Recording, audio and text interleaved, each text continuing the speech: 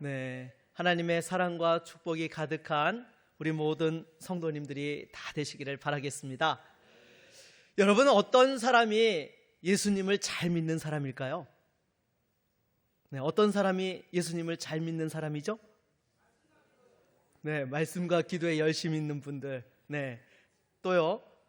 네, 우리는 흔히 믿음이 좋고 봉사를 많이 하고 어려움이 와도 잘 흔들리지 않는 사람이 예수님 잘 믿는 사람이라고 생각을 합니다. 한마디로 믿음이 크고 강한 사람인 것이죠. 그런데 오늘 본문을 보게 되면 예수님을 가장 가까이에서 따라다녔던 제자들이 서로 다툽니다. 다투는 내용이 무엇 때문이었을까요? 누가 더 큰 자인지를 놓고 다투었다라는 것입니다. 그런데 여러분, 이 제자들이 지금 다툰 시점이 언제였습니까? 바로 예수님께서 십자가를 지시기 직전이었다라는 것입니다. 더군다나 예수님께서는 제자들과 최후의 만찬을 하시면서 그 떡과 포도주를 주시면서 내 몸과 피를 너희에게 주는 것이다라고 그렇게 말씀을 하셨습니다. 어떻게 보면 예수님의 사역에 있어서 가장 중요한 십자가의 구원의 사역을 감당하시기를 앞두고 제자들에게 가장 중요한 말씀을 하셨다라는 것이죠. 그런데 이렇게 중요한 말씀을 하고 계시는데도 제자들은 그 말씀에 귀를 기울인 것이 아니라 오로지 누가 더 큰지를 놓고 서로 다투었다라는 것이죠. 그래서 예수님께서는 진정으로 큰 자는 섬기는 자이다라고 말씀하시면서 또 베드로를 향해 중보 기도하신 것을 말씀을 하십니다. 그러니까 베드로가 오히려 이렇게 장담을 하죠. 주여, 저는 감옥에도 갈 수 있고 죽는 데까지 갈 수 있나이다라고 그렇게 이야기를 한 것입니다. 그러니까 여러분, 제자들은요, 지금 자기가 얼마나 큰 사람인지를 지금 이야기하고 있었던 것이고 베드로는 자신이 강한 사람이라고 이렇게 이야기를 하였던 것입니다. 그렇다면 진정한 제자는 어떤 사람일까요? 큰 사람입니까? 강한 사람입니까? 오늘 본문을 통해서 여기서 잘못된 두 개의 답을 살펴보면서 진정한 정답이 무엇인지를 볼 수 있기를 바라겠습니다. 그리고 무엇보다 이 말씀을 통해서 진정한 제자로 다시 한번 새롭게 나아갈 수 있는 우리 모두가 될 수 있기를 주의 이름으로 축원합니다. 그러면 먼저 첫 번째로 살펴볼 오답은요, 나는 큰 사람이다라는 것입니다. 여러분, 24절 말씀을 다시 한번 같이 읽어보도록 하겠습니다. 같이 읽겠습니다. 또 그들 사이에 그중 누가 크냐 하는 다툼이 난지라. 아멘. 여러분, 지금 또 그들 사이에, 여러분, 이거는요, 다툼이 첫 번째라는 것입니까? 여러 번 있었다라는 것입니까? 여러 번 있었다라는 거예요. 틈만 나면 누가 더 중요한가, 누가 더 인정받아야 하나, 누가 더 높은 자리에 앉아야 하나로 다투었다라는 것입니다. 그런데 문제는요, 이 제자들을 우리가 쉽게 비웃을 수 없다라는 것입니다. 왜냐하면 우리 안에도 그러한 마음들이 있기 때문인 것이죠. 끊임없이 나도 모르게 옆에 있는 사람과 비교를 합니다. 그래도 내가 저 사람보다 더 배웠는데, 더 좋은 직장을 다니는데, 사회적으로 더 인정을 받는데 라고 말이죠. 또 심지어 교회 안에서는요, 헌신과 봉사까지도 비교를 하고는 한다라는 것입니다. 그런데 여러분, 지금 제자들이 다투었던 것이 어디였던 것입니까? 조금 전 예수님께서 최후의 만찬을 행하셨던, 성찬을 행하셨던 귀한 식탁의 자리였던 것입니다. 여러분, 얼마나 귀하고 은혜로운 자리였어요. 여러분, 예수님께서 직접 성만찬을 행해 주신다고 생각해 보십시오. 여러분들 어떻게 하실 겁니까?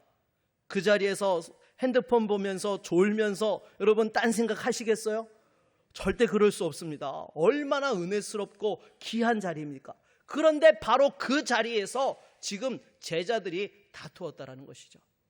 우리도 오랫동안 신앙생활을 하고 많이 섬기고 중요한 직분을 맡을수록 나도 모르게 내가 그래도 이 정도 되는 사람인데라는 그러한 마음이 생길 수 있습니다. 그 순간부터 어떻게 됩니까? 다른 사람들과 비교를 하게 되는 것이죠. 여러분, 이것은요, 은혜로 시작하였음에도 불구하고 인간의 죄성이 얼마나 뿌리 깊은지를 우리에게 보여주는 그러한 사실인 것입니다. 그런 제자들에게 예수님께서 말씀하십니다. 여러분 25절로 26절을 같이 한번 읽어보도록 하겠습니다.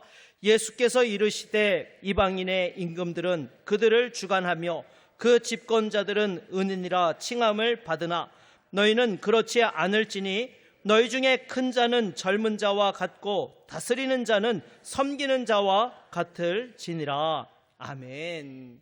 여러분 당시 세상에서 서열이 분명했습니다. 누가 더 많은 권한을 가지고 있느냐, 누가 더 많은 사람들에게 영향력을 행사하느냐, 누가 더 많은 인정을 받느냐로 서열을 매겼던 것입니다. 특별히 권력자들은요, 백성들 위해 군림하면서도 은인이라고 불렸어요. 뭐라고 불렸다고요? 은인. 지배하면서도 그것을 마치 은혜를 베푸는 것처럼 그렇게 사람들에게 이야기를 했다라는 것입니다. 그런데 예수님께서 이렇게 말씀하시죠. 너희는 그렇지 않을지니. 여러분, 하나님 나라의 질서는요, 세상의 질서와 다른 것입니다. 세상에서는 더 높은 자리에 올라가야 되고 더 많은 권한을 가져야 되는 것을 중요하게 여깁니다. 그러나 예수님께서는 누가 더 높은가를 놓고 다투는 제자들에게 어떻게 말씀하십니까? 큰 자는 젊은 자와 같아야 하고 다스리는 자는 섬기는 자와 같아야 한다라고 이렇게 말씀을 하십니다. 그리고 27절에서 예수님께서는 그것을 이론으로만 말씀하시지 않으시죠. 같이 한번 읽어보도록 하겠습니다. 앉아서 먹는 자가 크냐 섬기는 자가 크냐? 앉아서 먹는 자가 아니냐? 그러나 나는 섬기는 자로 너희 중에 있노라. 아멘. 여러분 지금 예수님께서 나는 섬기는 자로 너희 중에 있다라고 이렇게 말씀하고 계세요. 지금 제자들은 서로 누가 더 큰지를 놓고 다투고 있었는데 정작 가장 존귀하고 높으신 우리 주님께서는 가장 낮은 자리에서 오히려 그들을 섬기고 계셨던 것입니다. 그리고 그 섬김은 몇 시간 뒤에 십자가에서 절정에 이르게 되죠. 예수님께서는 단순히 낮은 자세로만 섬기는 모습을 보여주신 것이 아니라 죄인들을 위하여서 자기 생명을 내어주시기까지 섬기는 모습을 보여주셨던 것입니다. 그래서 여러분 이 말씀을 단순히 우리도 겸손하게 살아야 된다라는 교훈의 말씀으로 끝내서는 안 된다라는 것이죠. 여러분 먼저 우리가 봐야 할 것은요, 우리를 섬기시는 주 예수 그리스도이신 것입니다. 제자들은 자신들이 얼마나 큰 사람인지를 생각하고 있었는데 예수님께서는 그들을 어떻게 섬기고 구원할지에 대해서 준비하고 계셨다라는 것입니다. 제자들이 자신을 높이려 할 때에 우리 주님께서는 오히려 자신을 내어주셨던 것이죠. 그리고 이어지는 28절로 30절 말씀에서도 같은 맥락에서 볼 수 있습니다. 여러분 예수님께서는 제자들에게 하나님 나라와 보좌에 대해서 약속을 해주시죠. 그런데 놀라운 것은요, 그 영광을 얻기 위해서 제자들이 서로 경쟁하는 것이 아니었다라는 것입니다. 예수님께서 그들에게 맡겨주시는 것이었다라는 것이죠. 그래서 지금 제자들은 누가 더 높은 자리를 차지할 것인지 누가 더 큰 자인지를 지금 다투고 있었는데요, 여러분 우리 주님께서는 이 모든 것에 대하여서 오히려 여러분 은혜로서 맡겨주시더라는 것입니다. 그러니까 하나님 나라에서 누리게 될 그 영광과 보좌는요, 우리가 경쟁해서 쟁취하는 것이 아니라 주님께서 은혜로 우리에게 부어주시는 그러한 축복이라는 것입니다. 우리의 삶도 마찬가지인 것입니다. 여러분 지금 우리가 누리고 있는 이 신앙의 자리, 또 섬김의 자리, 직분의 자리도요, 내가 노력으로 얻어낸 것이 아닙니다. 우리 주님께서 은혜로 맡겨주신 자리인 줄로 믿습니다. 우리가 가진 은사도 그렇고요, 내가 섬길 수 있는 기회도 마찬가지인 것입니다. 그래서 여러분 이 모든 것들을 은혜로 받아들이게 되면 감사하게 되는 것이죠. 그러나 내가 노력해서 얻어낸 것으로 생각하게 되면 끊임없이 다른 사람들과 비교하게 된다는 것입니다. 그래서 내가 얼만큼 했는지, 또 저 사람은 얼만큼 했는지, 그에 비해서 내가 왜 인정받고 있지 못한지, 이러한 것들을 비교하는 순간 우리는요 바로 24절에 그 제자들의 모습으로 돌아가게 된다라는 것입니다. 그래서 여러분, 진정으로 붙들어야 될 질문은요, 내가 얼마나 큰 사람이냐라는 것이 아닙니다.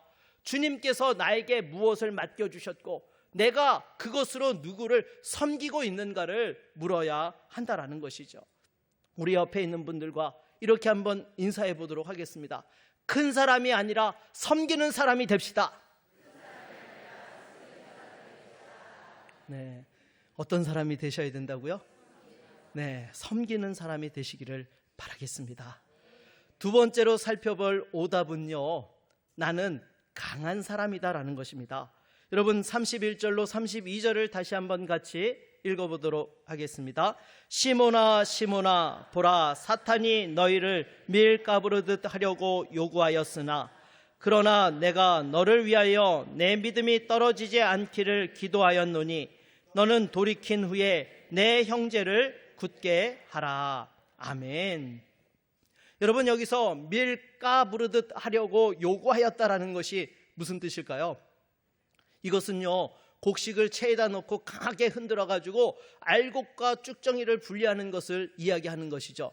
그런데 지금 사탄이 이 말을 예수님께 한 의도는요, 조금 어려운 시험을 제자들에게 주겠다라는 것이 아닙니다. 제자들의 믿음을 무너뜨리려고 하였다라는 것이죠. 그래서 예수님께서 시몬아 말씀하시면서 동시에 너희를 이라고 이렇게 말씀을 하셨다라는 것이죠. 그래서 제자들 중에서도 특별히 베드로가 무너질 것을 아셨기 때문에 또한 베드로 한 사람을 지칭해 주셨던 것입니다. 그런데 정작 베드로는요, 자기가 얼마나 연약한 사람인지를 제대로 알지 못했다라는 것입니다. 우리 33절 말씀도 같이 한번 읽어보도록 하겠습니다. 그가 말하되 주여, 내가 주와 함께 오게도 죽는 데에도 가기를 각오하였나이다. 아멘. 여러분, 지금 이 베드로가 말하고 있는 것은요, 어떤 마음이었을까요? 진심이었어요. 여러분, 베드로는 진짜 예수님을 사랑했습니다. 누구보다도 예수님을 더 사랑하고 싶은 사람이었어요. 목숨 걸고 끝까지 자기는 주님을 위해서라면 죽기를 각오했던 사람이 베드로였던 것입니다. 근데 문제는요, 이 베드로의 진심이 아니었습니다. 무엇보다 자기가 얼마나 연약한지에 대한 부분들을 제대로 알지 못했다라는 것이죠. 그래서 여러분, 정말로 몇 시간 뒤에 어떻게 되었습니까? 여러분, 이 베드로가 넘어지게 되었던 것이죠. 그래서 예수님께서 그 자리에서 말씀해 주십니다. 34절도 같이 한번 읽어보겠습니다. 이르시되 베드로야, 내가 내게 말하노니 오늘 닭 울기 전에 내가 3번 나를 모른다고 부인하리라 하시니라. 아멘. 그래서 여러분, 여기서 24절 말씀하고 33절 말씀이 연결되는 거예요. 여러분, 24절에서는 제자들이 자기가 다른 사람보다 크다고 생각을 했고요, 33절에서 베드로는 스스로에 대해서 강하다고 자신했던 것입니다. 서로 다른 내용 같지만 실상은 여러분, 어떠한 생각에서 공통점이 있습니까? 자기 자신을 실제보다 더 크게 여겼다라는 것이죠. 여러분, 우리도 그렇습니다. 오랫동안 신앙생활을 했고 직분을 맡고 있고 과거에 어려웠던 시험들을 믿음으로 잘 견뎌낸 그 모든 것들이 어느 순간 자기 확신으로 바뀔 수 있게 된다는 것이죠. 그래서 다른 사람들은 몰라도 나는 괜찮아, 이 정도 시험에 넘어지지 않아, 잘 버텼으니까 앞으로도 괜찮을 거야 라고 스스로를 자신하고 확신하는 그러한 모습들이 있다는 것입니다. 그런데 오히려 그 지점이 가장 위험한 순간이 될 수 있다는 것이죠. 여러분, 우리가 잘 알고 있는 신사참배를 거부하다가 순교하신 주기철 목사님이 계시죠. 여러분, 우리는 주기철 목사님 하면 어떤 이미지가 떠오르세요? 정말 끝까지 믿음을 지키기 위해서 신사참배를 거부하고 강철 같은 믿음의 순교자이셨다라고 우리는 그렇게 생각을 합니다. 솔직히 모진 고문과 여러 차례의 투옥을 견뎌낸다는 것이 쉬운 일입니까? 이게 얼마나 어려운 일입니까? 그런데 전해지는 가족의 증언에 따르면요, 이 주기철 목사님께서 순사가 목사님을 잡으려고 집에 들이닥쳤을 때에 이 노모가 계신 방으로 가가지고 늙으신 어머니 앞에 무릎을 꿇고 펑펑 울면서 이렇게 이야기를 했다는 거예요. 저같이 약한 사람이 이 어려운 시간을 어떻게 견뎌낼 수 있을지 모르겠습니다. 저는 너무 약해서 변절할까 봐 두렵습니다라고 그렇게 울면서 기도하셨다라는 것입니다. 여러분, 이 모습이 베드로와 대조가 되지 않습니까? 베드로는요, 주여 저는 죽는 데까지도 갈 수 있습니다라고 자신했던 사람이었습니다. 반면에 주기철 목사님은요, 자기의 연약함을 알고 두려워했습니다. 자기의 강함을 장담했던 베드로는요, 그날 밤 무너졌던 것이죠. 반면에 주기철 목사님께서는 자기의 약함을 알고 더 주님께 매달렸기에 그 은혜를 의지해서 끝까지 순교의 길을 걸어갈 수 있었다라는 것입니다. 그러므로 여러분, 어떤 사람이 믿음이 강한 사람입니까? 내 스스로 강하다고 믿는 사람이 아니라는 거예요. 오히려 내가 얼마나 약한지를 알고 주님을 간절히 의지하는 사람이 믿음이 강한 성도라는 것입니다. 그래서 더 위험한 것은요, 우리의 연약함 자체보다도 자신이 연약하다는 사실을 제대로 모르는 데 있다라는 것입니다. 여러분, 처음 우리가 예수 믿을 때에는요, 은혜 받고 나면 내가 부족한 것을 깨닫게 됩니다. 기도하지 않으면 넘어지게 된다는 것 알고요, 말씀 붙들지 않으면 쉽게 흔들린다라는 것을 깨닫게 됩니다. 그런데 이 신앙의 연수가 더해지면 더해질수록 여러분, 여러 가지 고난도 시험도 잘 통과하면서 또 교회 안에서 책임 있는 자리에 서게 되면 스스로에 대해서 자신을 하게 된다라는 것입니다. 이 정도면 흔들리지 않는 위치에까지 왔다라고 말이죠. 바로 베드로가 가졌던 마음이 그러한 마음이었던 것입니다. 여러분, 우리 옆에 있는 분들과 이렇게 한번 인사해 보도록 하겠습니다. 강한 사람이 아니라 의지하는 사람이 됩시다. 네, 여러분, 진짜 믿음이 강한 사람은요, 자기 확신에 차 있는 사람이 아니라 연약함을 알고 끝까지 의지하는 성도인 줄로 믿습니다. 그렇다면 여러분, 우리가 세 번째로 살펴볼 것은요, 진정한 정답이 무엇이냐? 바로 자신이 붙들린 사람이라는 사실을 깨닫고 살아가는 성도라는 것이죠. 우리 32절 말씀을 다시 한번 읽어보도록 하겠습니다.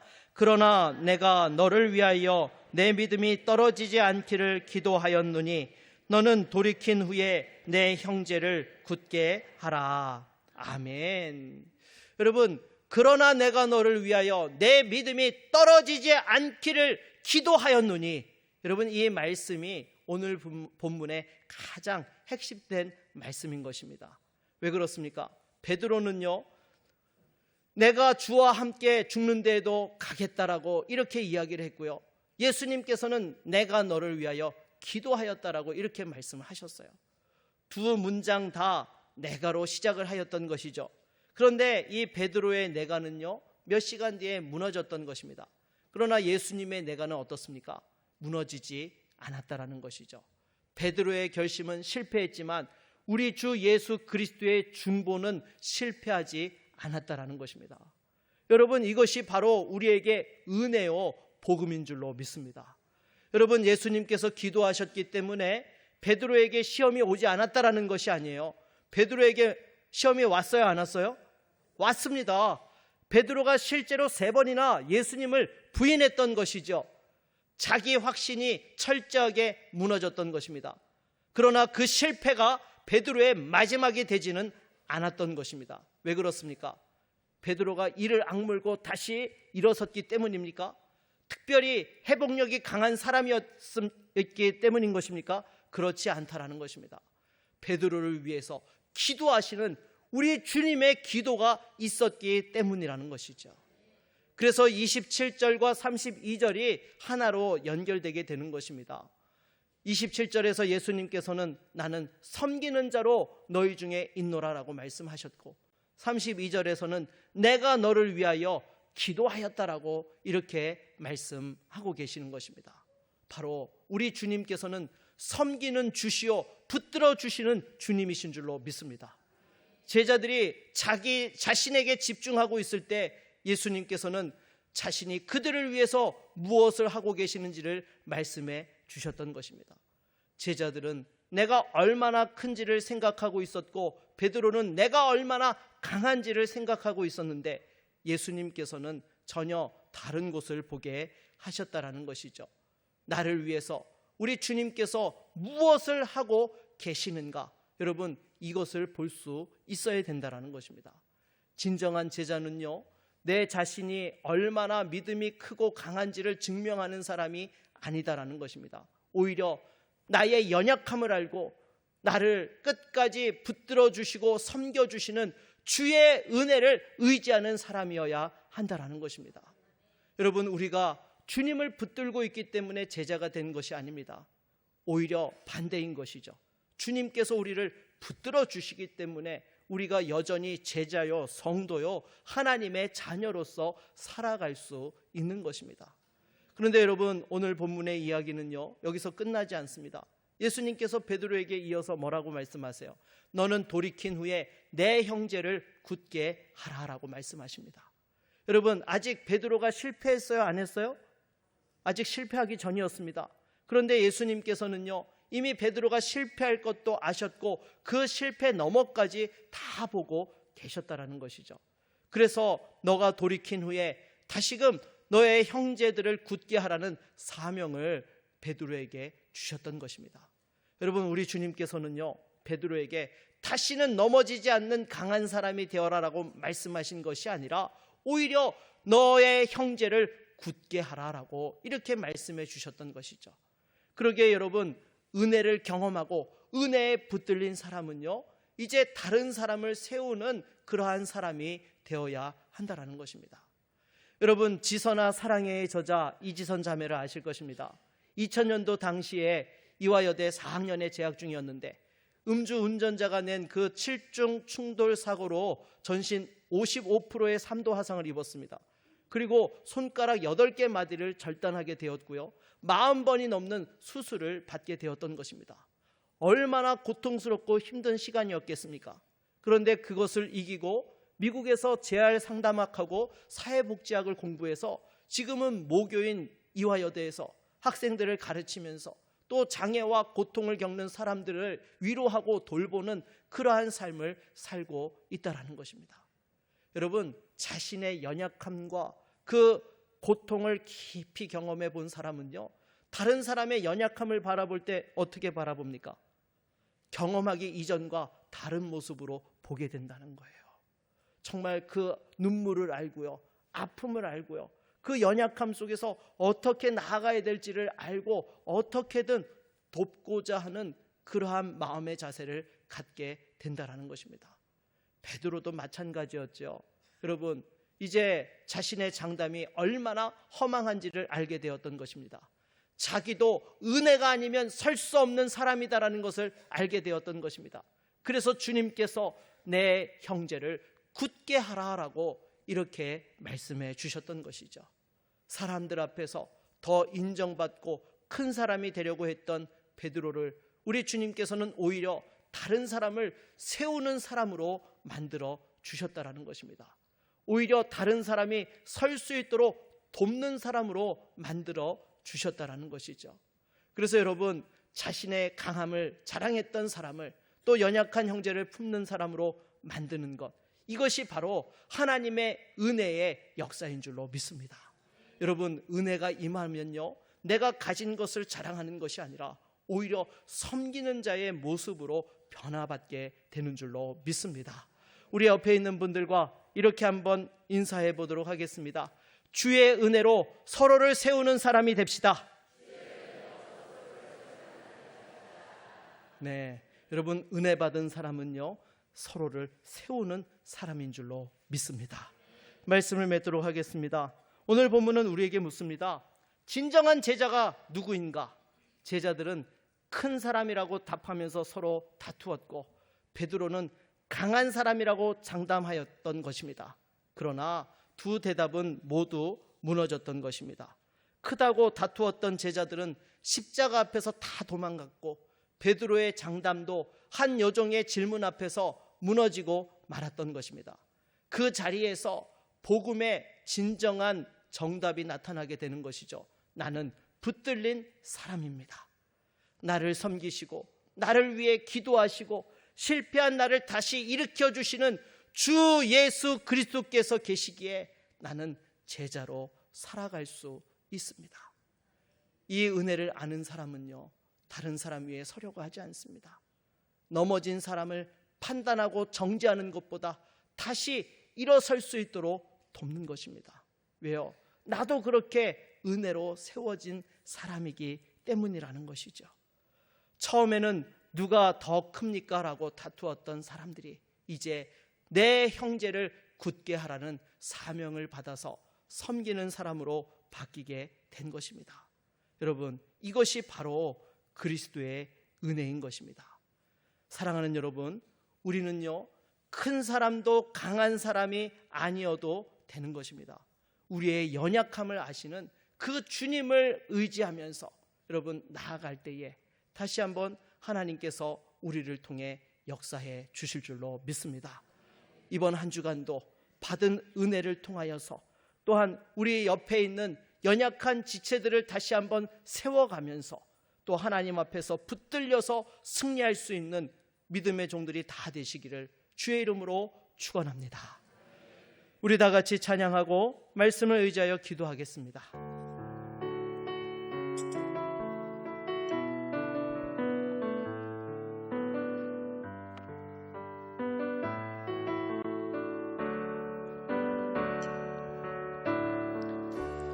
은혜 아니면 살아갈 수가 없네. 호흡마저도 다 주의 것이니 세상 평안과 위로 내게 없어도 예수, 오직 예수뿐이네. 그 신대에 다 볼 수도 없고 작은 고난에 지쳐도 주께 묶인 나의 모든 삶 버티고 견디게 하시네. 은혜 아니면 살아갈 수가 없네.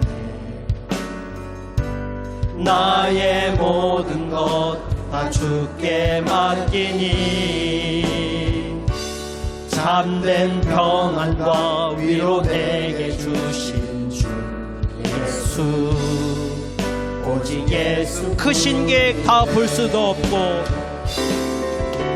그 신계획 다 볼 수도 없고 작은 고난에 지쳐도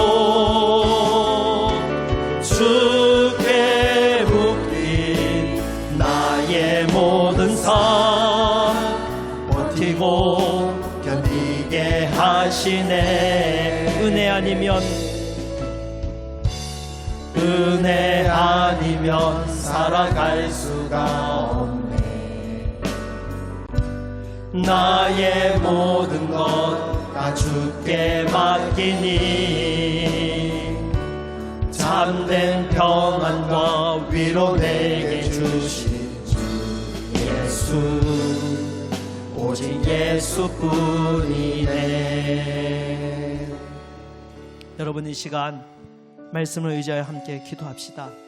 혹시 선줄로 착각하고 있지는 아니하였습니까? 내 믿음이 크다고 확신하고 나는 강하다라고 자신하고 있지 아니하였습니까? 아니요. 여러분, 진정한 강한 믿음의 성도는 주님께 붙들린 자입니다. 오직 주님만 의지하는 사람인 것입니다. 주여, 이 시간 연약한 우리를 붙들어 주셔서 다시 한번 믿음의 자리를 감당하며 달려갈 수 있게 하여 주시고 우리를 통하여 하나님의 역사가 일어나게 하여 주시옵소서. 우리 함께 같이 주님 찾고 기도하며 나아갑니다. 주여, 하나님 아버지, 참으로 우리가 오늘 말씀 앞에서 다시 한번 우리 자신을 돌아보게 됩니다. 나도 모르게 선줄로 착각하고 강하다고 자신하고 확신하며 주님 스스로를 크게 여길 때가 많았음을 이 시간 주 앞에 고백합니다. 주여 우리를 불쌍히 여겨 주시옵소서.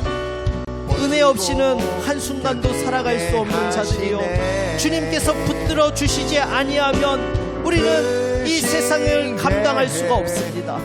주여 이 시간 다시 한번 우리를 불쌍히 여겨 주시옵시고 오직 주님만 의지하는 자들이 되게 하여 주시며 오직 주님께 붙들린 자들이 되게 하여 주시옵소서.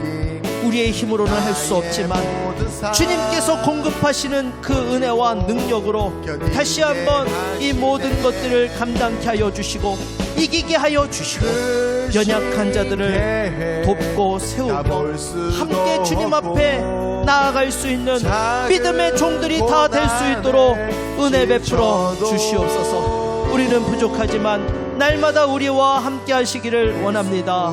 오직 주여 인도하여 주옵소서. 예수 그리스도의 이름으로 기도드립니다. 아멘.